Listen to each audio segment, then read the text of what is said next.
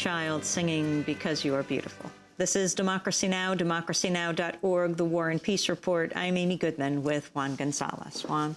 We turn now to the issue of organized labor and a major battle brewing within one of the country's largest unions, the Service Employees International Union, or SEIU, which has about 1.9 million members. Last week, the president of SEIU, United Healthcare Workers West, Sal Rosselli, resigned from SEIU's executive committee in a blistering letter to Union President Andy Stern, accusing him of expanding his powers at members' expense. Rosselli wrote, quote, "Over the past 2 years, a stark difference has evolved between SEIU's projected image and its real-world practices. An overly zealous focus on growth at any cost, apparently has eclipsed SEIU's commitment to its members." Rosselli went on to write, quote, "It is sad democracy dies in darkness. It is with deep disappointment and great concern that I have watched dark shadows fall upon SEIU, diminishing our hopes for revitalizing the labor movement."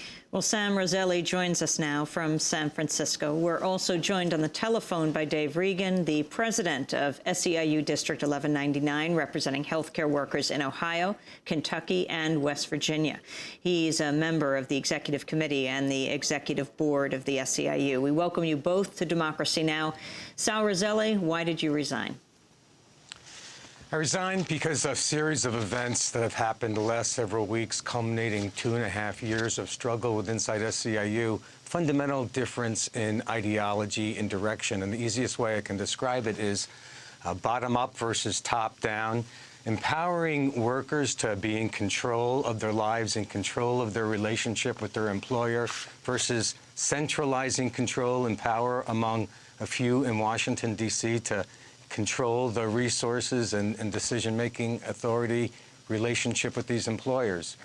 The last couple of weeks, a couple of events made us decide to, our 100-person elected rank-and-file executive board, decide to resign from this political committee appointed by Andy Stern to help lead the union, because there's a code of conduct on this committee which prohibits anyone from speaking outside of the committee. We believe in collective action and collective decision-making, but when a majority violates our fundamental principles around rank-and-file democracy, worker voice, we decided that we could no longer be a part of that process, that we needed to shed light on the direction that SEIU is going around centralizing power and decision-making among a few in Washington, D.C. Dave Regan, you issued a letter along with several other leaders of the International Executive Board criticizing Sal Rosselli's move. What's your perspective on what's wrong about what he's done? I think what Sal has done and what he is doing, it's shameful, it's unprincipled, it's dishonest, and Sal knows it. And what he just went through, in terms of this explanation, it's ironic to me.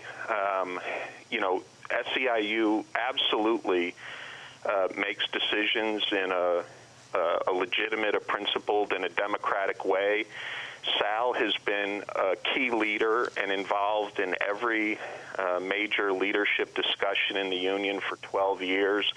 He has participated in all of the important decision-making conversations in SEIU, and I think honestly that what's going on in Sal's decision to publicly attack the integrity of our union hasn't a thing to do with democracy and rank-and-file participation. It really is about an agenda where, truth be told, Sal's agenda, that because he has not gotten his way in California and in other places, he's now willing to really just illegitimately attack the rest of us. And Sal knows that. In his own resignation letter, he admits that he will no longer abide by Democratic majority decisions that are made in SEIU. Well, to most of us, that's democracy. But apparently, in Sal's view of democracy, when you lose a debate and you lose a democratic vote,